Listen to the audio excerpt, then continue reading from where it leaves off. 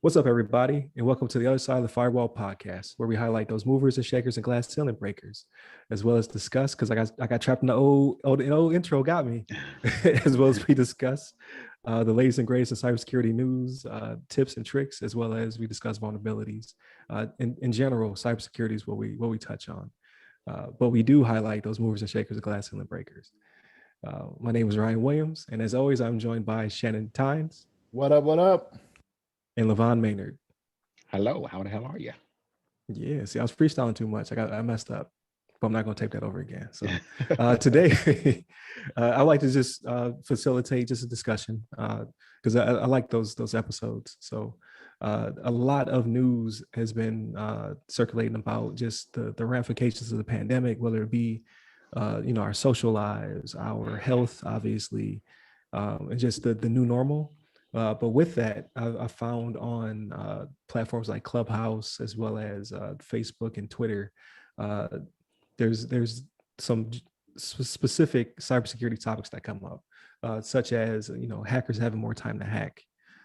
So in that, what we've come to find out is, I think in the last article we talked about work from home being the biggest loser. Phishing attempts were up like 360%. Like hackers know that you're working from home and they want to get in that network, right? And they're stealing credentials, they're stealing passwords and things of that nature. They're causing havoc. So idle hands, as we discuss on many episodes, are tools of the devil, so to speak. But with that being said, like, what are you guys seeing out there in your respective, like, obviously no trade secrets, but like just the conversations that are coming up when it comes to phishing attempts and things of that nature that are going on? Well, I'm thinking.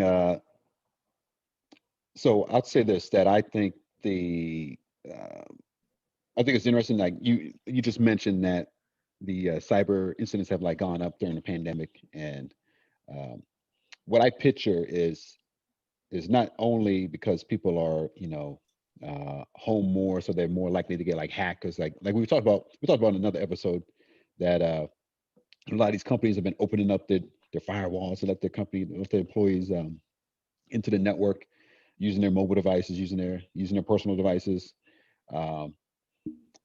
So that leaves them open to cyber incidents. But at the same time, I think some of these hackers, they're probably just like you and I, and they're probably home.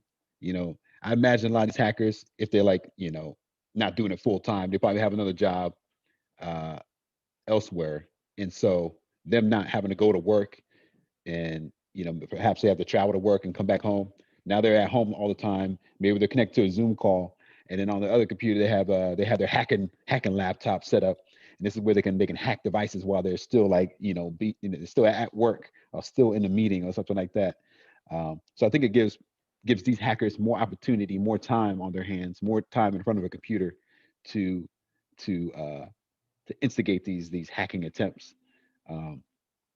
But I mean, I know we've talked about it before as well, like in maybe another episode this week. But a lot of these companies have decided that they just wanted to just get everything up and running as quickly as possible, and cybersecurity wasn't really at the forefront of their decisions. But I think steadily, people and companies are starting to realize that cybersecurity is important, and something that should be maybe thought of even before deciding to open things up, or before deciding to make any kind of big decision with gaining access to devices, or even if they get some fancy new product out on the web, and like, oh, we want to try out this new device, this new technology that's I don't know, virtual reality or something like that. First thing they should be thinking, like, okay, how are we going to secure it? What steps do we need to take to secure this device and make sure that nobody can get into it? And what do we do if somebody does get into it? What's the risk? What could we lose? What's the cost of to us if we, or the potential cost to us if we did get hacked and somebody gained access to our systems? And do we have it properly backed up? Do we have it properly secured? Do we have do we have fault tolerance so they can still maybe run while one portion is been compromised? We can fall back to like another region or something like that. So, these are things that are, I think, are important, and I think, become even more relevant in the last year here with the pandemic, since we've all been home. And I forgot what the statistics are, but they've also, cybersecurity has gone, 1,000% more than it used to be back, before the pandemic broke out. So, I think it kind of goes to show that you know we live in a digital age, and we need to make sure that we're uh, smart about how we're protecting our systems. But you guys have some more thoughts on that as well? So I do. So hackers having more time to hack, right? So with my company, I haven't seen it be a big issue, right? But I work with the Department of Defense, and they're usually pretty decent, about shoring their stuff up. But something that comes to mind is the reason, right? So what is the reason for this? Is this because remember when this pandemic kicked off, like there was a lot of people that just got laid off just right from the jump, right? That's true. Is this one of those things where people were like, I got laid off from my job. I need something to do. It could have been people in IT, or it could have been somebody who's just a little pissed off right now, right? Like they got, I mean, you got these, they call them script kiddies, right? Like you Yeah. got these people that can just go to a site, whatever, just put something in. They're like, oh, this will do this if you do this, and they're just trying it, right? And Right. then Right. maybe they get a love to do some things that are more nefarious, right? Or maybe it's just to support their lifestyle, right? Like give me some Bitcoin so I can pay my rent. You know what I mean? I mean, you're not gonna pay it in Bitcoin, but you can. I imagine there's a way to transfer that, right? I would I Right. would be real skeptical of like, so you want to pay me in what? No, no, And no, what? no. I know they're not gonna pay in Bitcoin, but like You were obviously a hacker. if Like, you, Yeah. if you do if you do the ransomware though, like you'll convert that, like you can cash that out or yeah, whatever, right? And then convert it to cash or put it in your bank account or whatever. But yeah, like what is their reasoning behind it? I mean, do they have more time because the pandemic came and they lost their job? You know what I mean? Were they always this nefarious person that just gave them a reason to do it, right? Like I can't speak to what people's reasons are because the people that are doing it for the wrong reasons aren't exactly volunteering that information, right? They're not coming right, out and yeah, I'm doing this because I just want to be a jerk about it. So more time to hack, yeah. I mean, yeah, it's out there, like you say, Ryan, the idle hands will do the work of the devil, right? But I right. mean, I don't know the reasoning behind it, so I don't even know how to combat that. To say, hey, stop doing it, right? I don't want to be like Will Smith and I Am Legend. I can help you. I can help you, and then blow myself up. You know what I mean? So, Right. but yeah, Yeah. And hopefully people again, have we don't seen that. know. Hopefully that wasn't a spoiler. People have Oh, seen you that. just ruined a movie that came out a decade ago. Yeah. Like Yeah. at It's like least a a little decade timeline. ago. You can't. Yeah. Yeah. Spend it over a certain amount of period. You can spoil. Right. But it wasn't as good as the book, but I love Will Smith. So I'm put that out there too. Read the book. Um, so we don't know the necessarily the, at least I don't know the statistics of who was doing it from the states and who was doing it from other countries. So we know a lot of this is state sponsored, and it's targeting us because of our working from home situation. Uh, but culturally, I don't know. I mean, like I'm not over in Russia or China to know, like, are they also in the same predicament where it's idle hands, or are these people who already were in the field and now they just have easier targets, like multiple soft targets. Like instead of hitting a big corporation, I have hundreds of people who are now working from home with, really flimsy firewalls, if anything. Maybe they don't have even host-based security. We don't even know. Again, people have been put in a situation where they don't even know that they're vulnerable. Um, and we kind of talked about that. That's kind of what I didn't want to talk about before, but it's like maybe in the future, if this becomes a thing going forward, you issue out your own platforms, like your own laptops and phones that of that nature, where they've been patch secured and they have the proper host-based security on them. And then you have to set up a VPN concentrator over at the parent company to allow them access, because just punch a holes in your firewall, it's not the safest route to go, right? So, and they did a lot of that. Like, hey, we need to get people working. We need, like you said, by any means necessary. I need to get them back on the job. So they kind of weaken their own defenses. They took a risk-based approach, um, and now no one expected for us to still be home. Like this was not. I thought it was going to be like maybe a couple months. Like we're over a year now, so now you got to start shoring up those vulnerabilities. Yeah. But that leads me into my other topic. What about workplace security fatigue? So I was in a clubhouse that talked about this specifically, where they saw they had employees who used to be very vigilant when it came to security, but now that they're home, They have access to their IoT devices. They're accessing work email through their mobile devices, or like you said, Shannon, like they might be doing it from their I don't want to, like, it's going to be an iWatch or a Apple Watch, because nobody else buys them other things.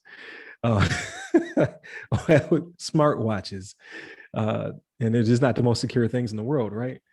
So like iOS 14 vulnerability compromised a lot of different Apple platforms. So I'm not sure if watches were part of it, but they could have been. And then that's just leading people in. So what do you think about the whole fatigue aspect of it? Yeah, that's definitely a thing for sure. People are just getting tired of being locked up, and then the fact that a lot of people have I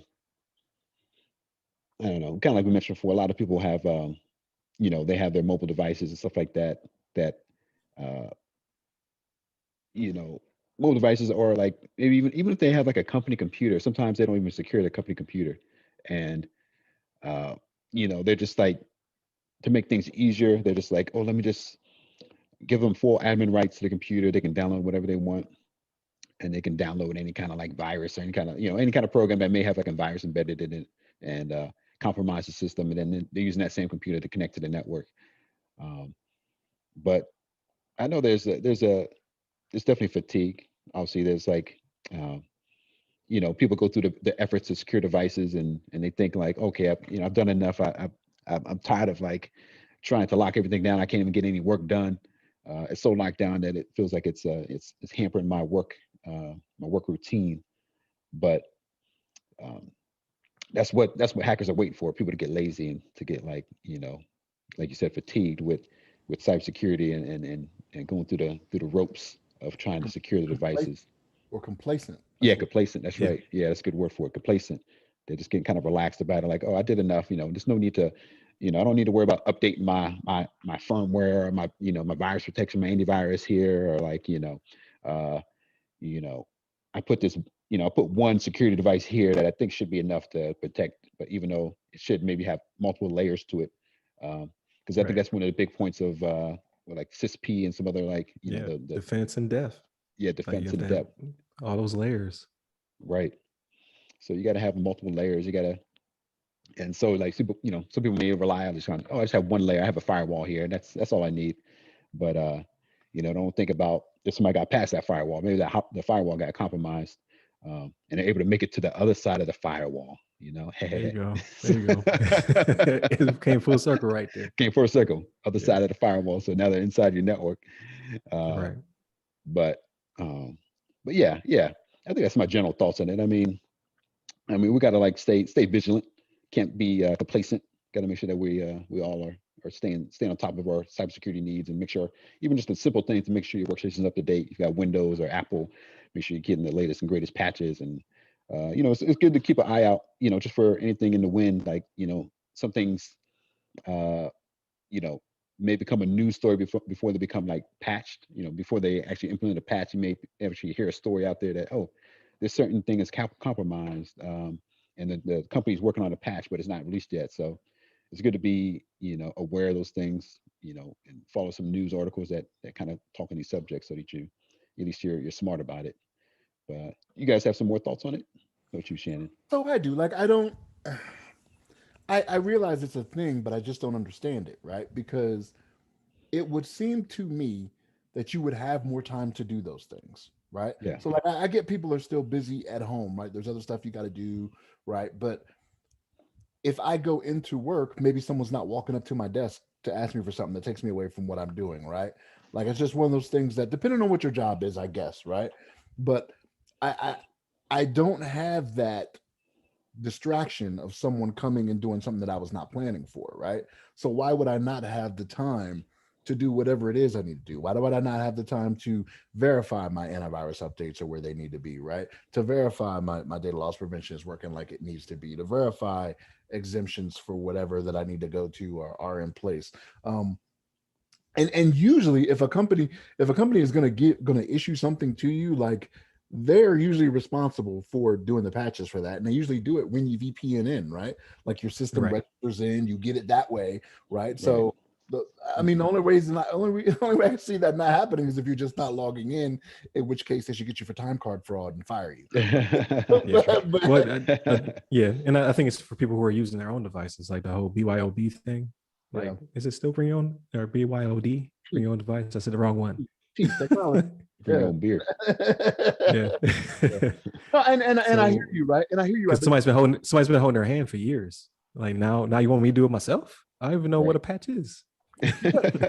but even then, you still have to put something out, and someone should still be verifying, right? Like, so should be. I don't like if you are applying patches, you have something that is giving you some type of report that tells you what your percentage is for patch compliance, right? At that point, no matter what tool you use, they will spit out a report to say, okay, you're at 80%, 85%, 90%, whatever it may be. And you could see who's not being compliant, and you can reach out to them accordingly.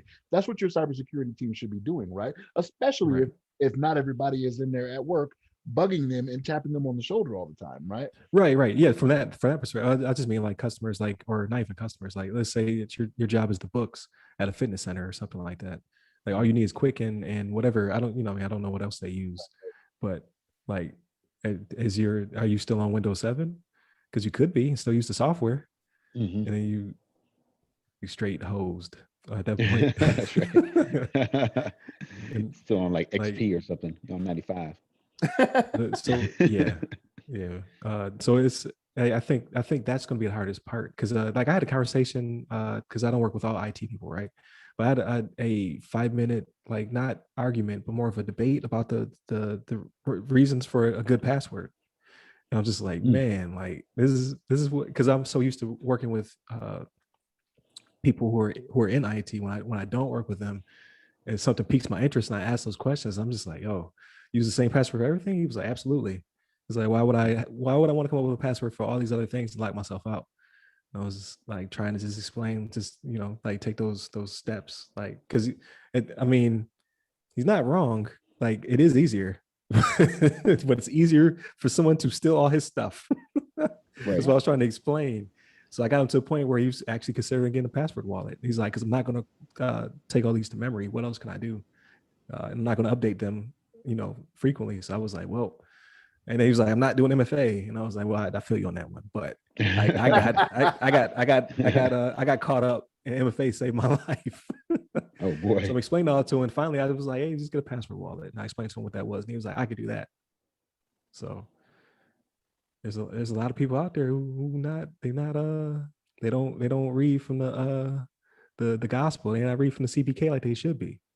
No, I definitely understand that, and it's one of those things where I think even myself sometimes I forget that, right? Like, it's one of those things where it's like, really, you don't do this, and I'm like, well, Shannon, you've been doing this for how many years now, right? Like, and again, beat into us. Exactly, and the company you keep, right, is aware of this, so it's not even a conversation. So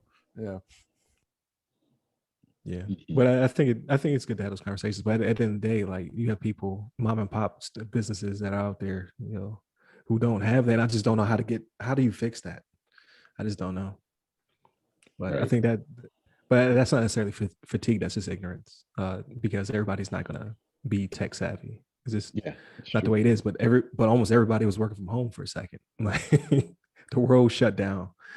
So we gotta figure out some way to educate and get them to fix their own stuff without being compromised.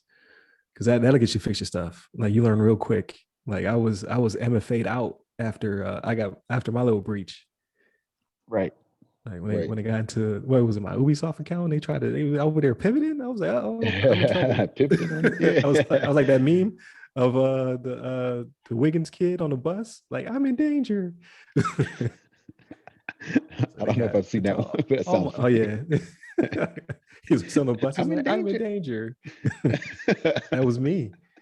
I'm not even fatigued. I was just being lazy. Ralph. Okay. Right, Ralph. Yeah, Ralph. There it is. Yep, Ralph. Oh, I know you're talking about. Yeah, Ralph Wiggins. I got you. Yeah. He's like, I'm in danger. In danger. That's pretty good. No, Jess, this was a good conversation. I appreciate it, and I like these. I like where we just get to talk about stuff. So it's not based on necessarily a news article, but it's still based on facts, right? So I think we we did a good job there. Pat myself on the back. That's right. That's right. And I'm just going to add too. I mean, I think you have a point there as far as, I know, I was thinking about like, what's the solution? Because like you said, I think we're like getting into like a digital, even more into digital age nowadays. Like as technology improves, everybody's getting connected some kind of way. Everybody has a cell phone. Everybody's like most likely has like a computer somewhere that they interact with at some point. Um, and how do we educate people to be more cybersecurity conscious and maybe there needs to be like some courses in grade school or something. I don't know, some like uh technology course that people just learn Oh technology yeah, just in general and like and learn some protection mechanisms like, hey, you shouldn't have the same password for everything that you use. And like it almost be like a a grade school, like I don't yeah. know, maybe like a high With school like kind of, security hygiene 101. yeah, something like Yeah, that. I mean, you think as we're getting becoming more security digitally dependent, maybe that needs to be something that we kind of keep in mind. And yeah. And along with that, kind of not cybersecurity related, but on the same foot, maybe even like I think people don't learn about like investing and saving money and things like that yeah, in school. Things like that are kind of important, save for your retirement, save for your future. But same, both go kind of hand in hand. But like cybersecurity, I think is really important, and maybe that's something that should be kind of included in school someplace, even like if it isn't already, but some sort of technology like education and right. yeah. But Yeah, that was just a definitely. thought. Yeah. No, that's smart. That's smart. That was kind of so not to plug my own self. What's it called? Shivling. What is it when you peddle your own goods? I forget. Oh, But no, another one. I started doing TikToks because people have very short attention spans, right? So I was doing That's right. security tips. Give you a quick 30 seconds. Do this. Don't do that. Uh, so like I think that's the way to get to them through social Hmm. media. Very Right. short bursts because people's attention spans are very short. So Right. um, but if your attention is not short and you like to continue to watch these videos, I'm gonna need y'all to hit us up on YouTube, Facebook, IG, Twitter. Uh, so we're at www.com or w.com, huh? www.theothersideofthefirewall.com. Like, don't go to www.com. That's probably a bad place. You can also hit us up on Twitter at @on_firewall. We have a Facebook group with our name as well. IG, we're on the other side of the other side of the FW. And you can reach me personally, Twitter, LinkedIn, Clubhouse, IG, and TikTok. I'm at RyRy Security Guy. It's RYRY Security Guy. And LeVon, And hit me up on the Twitters at LeVon Maynard. there it is. So, y'all be easy. Take care.